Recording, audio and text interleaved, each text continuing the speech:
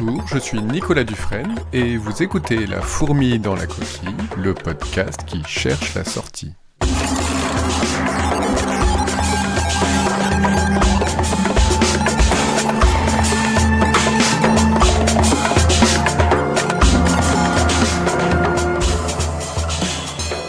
La lumière est composée de photons, mais au fait, c'est quoi un photon ?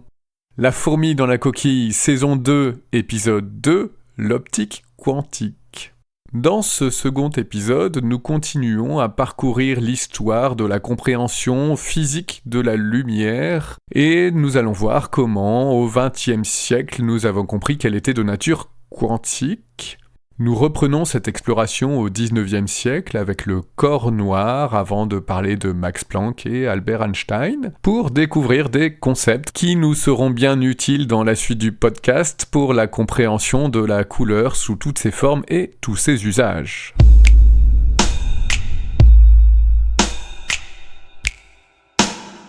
À la fin du XIXe siècle, Lord Kelvin a dit « Il n'y a plus rien à découvrir en physique maintenant, il ne reste plus qu'à mesurer de plus en plus précisément. » Effectivement, tout au long du XIXe siècle, les sciences ont fait d'énormes bonds en avant et on pouvait avoir l'impression d'avoir tout expliqué. Mais Lord Kelvin ignorait alors une petite ombre portée sur notre description de la lumière et de la couleur physique. Et ce petit détail, c'est ce qui va introduire le photon et, en fait, complètement révolutionner la physique. Cette petite ombre, elle vient de deux phénomènes qui sont liés à la lumière. D'un côté, le rayonnement thermique, et de l'autre côté, ce qu'on appelle l'effet photoélectrique.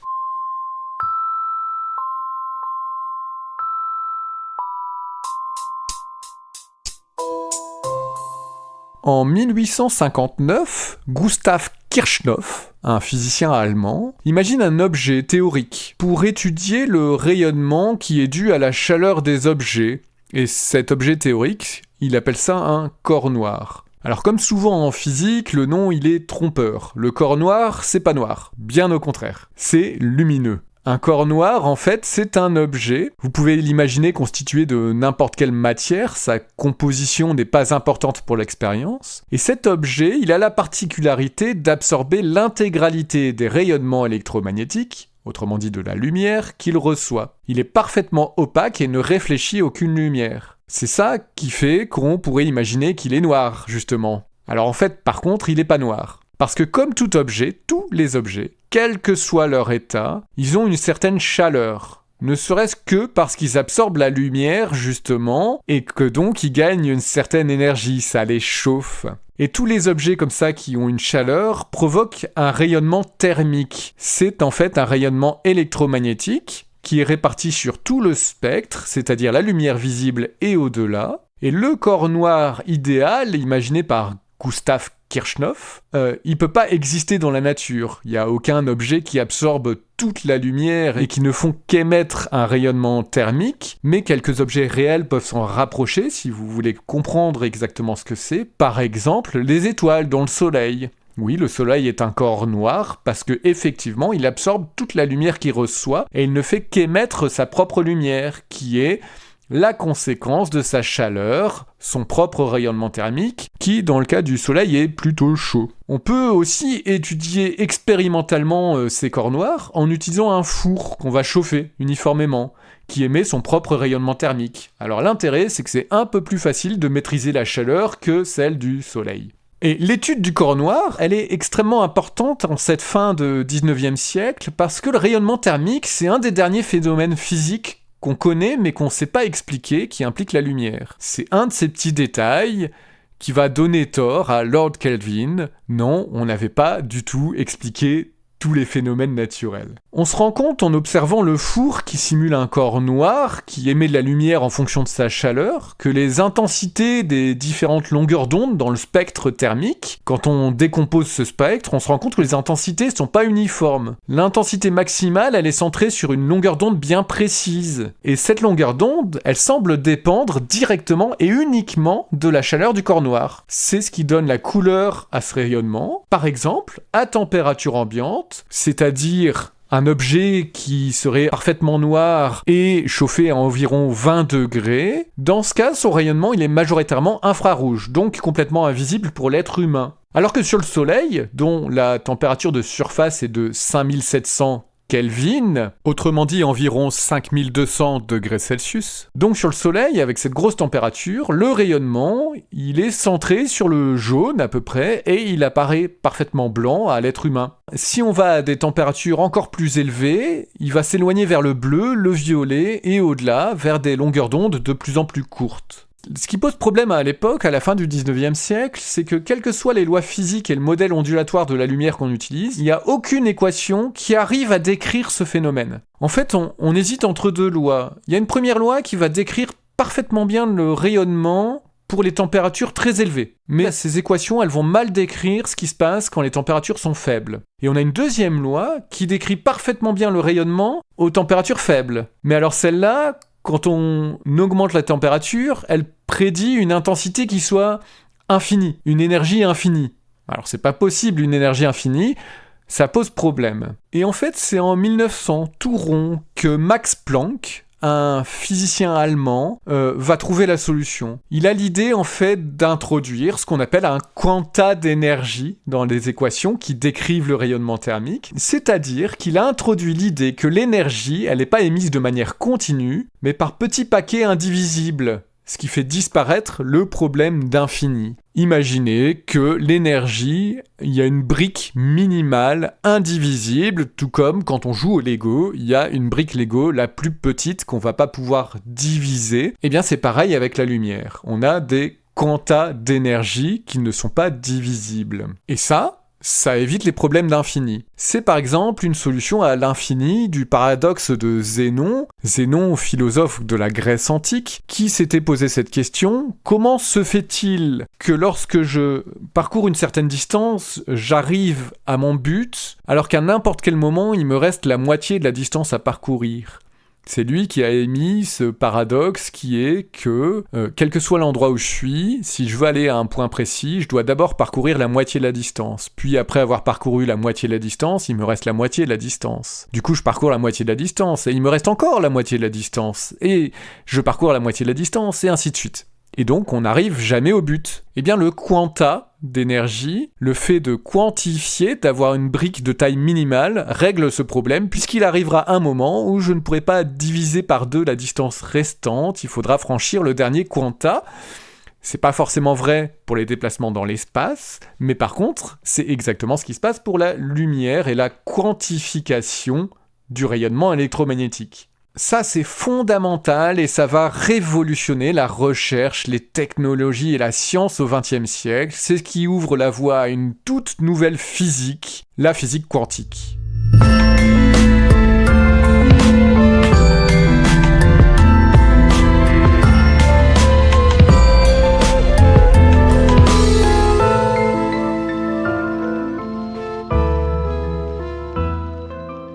Et alors ce qui est marrant, enfin c'est pas vraiment marrant en fait, c'est presque un peu frustrant, mais Planck n'a pas compris l'importance de ce quanta qu'il a introduit dans ses propres équations.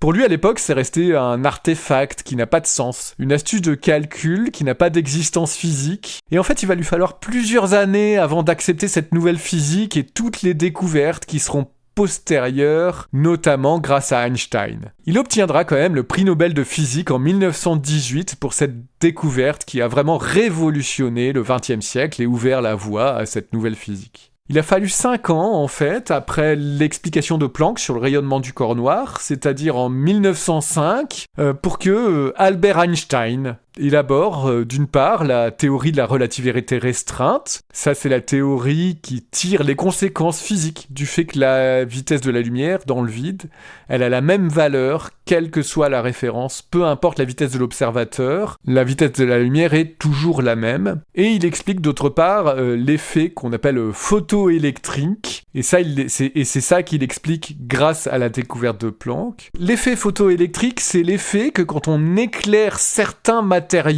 alors il y a des électrons qui sont émis. C'est ça qui permet de convertir la lumière en courant électrique. Ce qu'on fait dans nos panneaux solaires aujourd'hui, c'est la base aussi d'ailleurs du fonctionnement des capteurs des appareils photo. Mais c'est aussi ce qui fait le fonctionnement de nos yeux. Souvenez-vous un petit peu ce qu'on a dit, la lumière, ce sont des ondes électromagnétiques qui transportent les forces électriques et magnétiques. Ces forces, elles agissent sur les particules chargées. Les électrons sont des particules chargées et ils forment l'enveloppe des atomes. Ils sont autour des noyaux. Et la lumière agit donc directement sur les électrons. Et ce qu'on n'arrive pas à expliquer jusqu'à Einstein, c'est le fait que la libération de ces électrons, cette génération de courant électrique, elle dépend pas de l'intensité du flux lumineux, étonnamment. Même si la lumière que j'éclaire est très puissante, ça change pas l'émission de courant électrique par rapport à une lumière d'intensité plus faible. Ce qui va changer l'intensité du courant électrique, c'est la longueur d'onde de la lumière. Et ça, on savait pas l'expliquer avant Einstein, et Einstein va réussir à l'expliquer grâce aux quanta de Max Planck. Il va montrer que l'intensité du flux lumineux, c'est le nombre de quanta d'énergie dans le flux. L'intensité de la lumière, c'est le nombre de photons dans la lumière. Alors que pour libérer un électron et créer un courant électrique, ce qu'il faut, c'est qu'un seul de ces quantas lui-même possède suffisamment d'énergie. Peu importe le nombre de quantas d'énergie qui bombardent l'électron chaque seconde, si tous ces quantas ils sont trop faibles, il n'y en a aucun qui va faire partir l'électron. Par contre, c'est l'énergie de chacun de ces quantas pris individuellement qui est susceptible de libérer cet électron et créer un courant électrique, et cette énergie, elle est donnée directement, elle est directement liée à la longueur d'onde, c'est-à-dire à la couleur, entre guillemets, de la lumière, de ce quanta d'énergie de lumière. On peut faire une analogie simple pour comprendre ce problème de photoélectrique qui sera plus parlant que des histoires de photons et d'électrons. Prenez quelques boules de pétanque et quelques tomates molles. Peu importe le nombre de tomates molles que vous allez lancer sur un mur, vous n'arriverez pas à le briser. Chaque tomate n'a pas assez d'énergie pour casser le mur. Par contre, il suffit d'une seule boule de pétanque pour faire un sale trou dans le mur. La tomate molle, c'est l'équivalent d'un quanta de grande longueur d'onde et de faible énergie. La boule de pétanque, c'est l'équivalent d'un quanta de petite longueur d'onde et de haute énergie. Cette découverte d'Einstein, elle va lui valoir un prix Nobel en 1921. Et c'est encore après, c'est en fait en 1926 que ces quantas d'énergie, ces tomates et ces boules de pétanque, qu'on sait maintenant être similaires à la fois à des corpuscules et à des ondes. Et donc c'est en 1926 que ces quantas d'énergie vont recevoir leur nom, c'est ce qu'on va appeler des photons à partir de là. Et à cette époque, on va complètement abandonner l'idée de l'éther, cette substance hypothétique qui propage les ondes électromagnétiques, qui propage la lumière. On abandonne complètement cette idée de l'éther. J'aimerais bien continuer à détailler les développements absolument passionnants de la physique quantique qui ont suivi toutes ces découvertes du début du XXe siècle et toutes ces propriétés absolument fascinantes que sont par exemple la superposition et l'intrication quantique qui découlent du fait que non seulement la lumière mais toutes les particules, y compris la matière, sont en fait des agencements de particules qui se comportent à la fois comme des ondes et des corpuscules, qui posent des problèmes d'interprétation et des problèmes philosophiques qui sont encore débattus aujourd'hui en 2025. L'expérience en tout cas qui permet de montrer cette nature quantique et la dualité onde-corpuscule des photons et des particules quantiques, c'est justement une adaptation de l'expérience des formes de Young du tout début du 19e siècle que je vous ai décrite dans l'épisode précédent. Pour terminer, on va noter que ces particules peuvent aussi être interprétées comme des perturbations, des vibrations des champs quantiques qui leur sont associés. On peut imaginer des champs quantiques comme des océans qui baignent l'univers entier, qui sont présents partout, en tout lieu de l'univers. Dans l'état actuel de nos connaissances, il y en a plusieurs des champs quantiques. Ils sont entre guillemets superposés les uns sur les autres, ils sont au même endroit, mais ils sont partout. Et le champ qu'on appelle électromagnétique, c'est celui des photons. Il fait partie de tous ces champs, mais il en existe beaucoup d'autres pour toutes les particules et les forces fondamentales. Le photon, il peut donc être vu à la fois comme une perturbation en mouvement dans un champ quantique et électromagnétique, et les particules électriquement chargées, comme le proton ou l'électron au sein des atomes, qui composent la matière ordinaire, ils perturbent aussi ce champ électromagnétique, sauf que eux, c'est de manière statique, sans déplacement.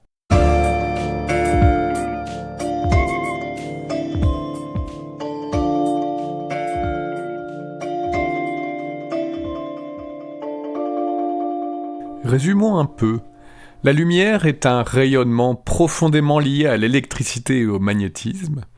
En fait, la lumière visible n'est qu'une petite partie du rayonnement électromagnétique qui s'étale des ondes radio aux rayons gamma en passant par les infrarouges, la lumière visible par l'être humain, les ultraviolets, les rayons X. En tant que rayonnement, elle se propage en ligne droite, elle peut être réfléchie ou déviée de diverses manières, et elle est composée d'une multitude de photons, à la fois ondes et particules, se propageant dans l'espace-temps. Ces photons, en tant qu'ondes, ils ont une longueur d'onde, ou on peut dire aussi une fréquence, ce qui revient au même, et cette longueur d'onde définit une couleur, si elle fait partie du spectre que l'être humain peut percevoir.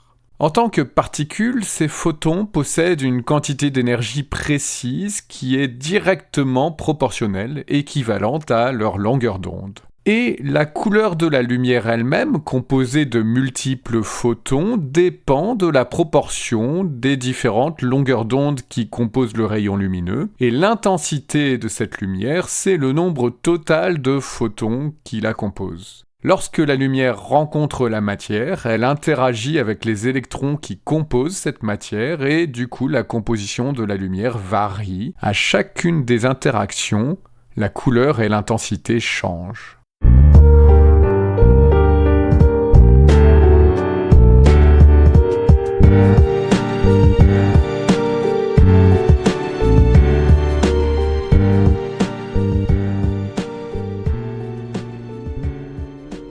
Dans le prochain épisode de La fourmi dans la coquille, nous continuons nos explorations lumineuses qui nous amèneront progressivement à la découverte de la couleur et nous parlerons des sources de lumière et des nombreux phénomènes qui peuvent émettre de la lumière, que ce soit dans les étoiles, dans les ampoules, dans les lasers, mais aussi dans le corps des êtres vivants. Nous parlerons des feux follets, des feux de Saint-Elme, des aurores polaires, nous parlerons des flammes des bougies et de l'avenir du soleil. J'espère que cet épisode vous a plu. Si c'est le cas, n'hésitez pas à le partager à votre entourage. Et si c'était pas le cas, je vous invite à me contacter et m'envoyer un petit message pour qu'on discute de la qualité de mon travail. C'est comme ça que je vais progresser. Quoi qu'il en soit, n'hésitez pas à mettre des likes, des pouces levés, des étoiles sur la plateforme d'écoute de votre podcast, à le partager sur les réseaux sociaux, à le partager en vrai à votre famille, vos amis, vos proches. On se retrouve la semaine prochaine en lumière et en couleur. Merci de m'avoir écouté jusqu'au bout.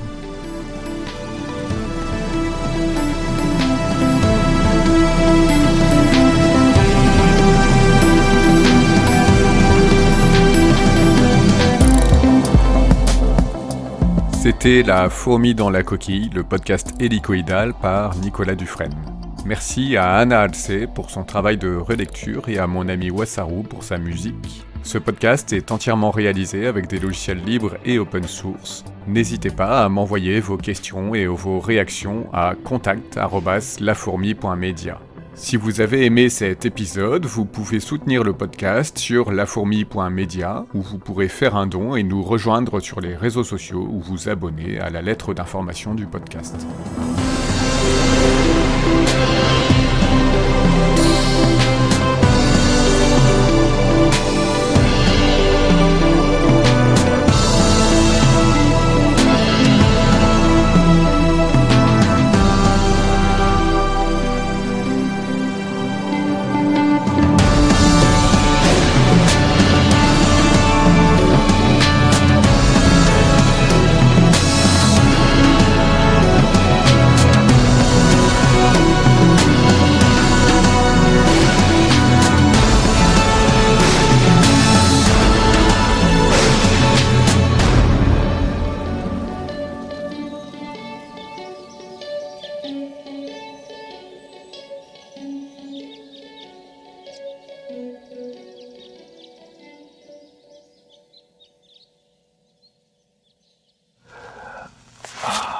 Man, the more I hear about this, it just gets crazier and crazier.